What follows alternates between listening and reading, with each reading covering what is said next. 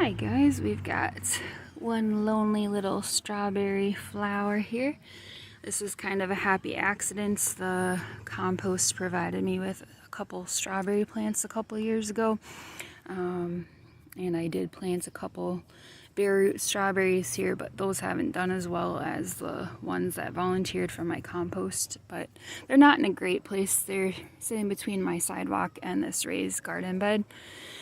And the strawberries that I planted in my other garden bed about 3 years ago are ending their production life, and these are shooting out some very nice runners for me that I can use to propagate. So if I wanted to, I could just let them root where they are, like this one has, or I can decide to put them in a pot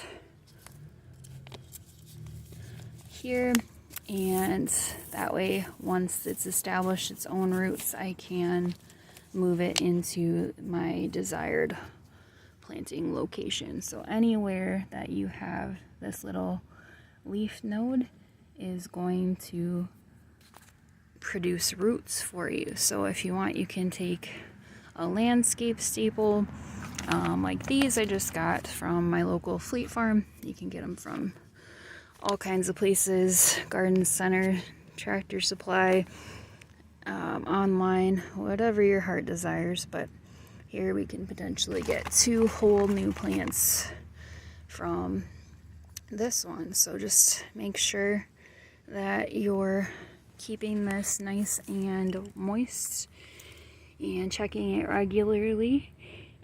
And then once you've developed roots where it is, you can't just easily lift it like this one. I can just lift right off the soil, but this one has set roots, so that one is already ready to replant elsewhere if I want to.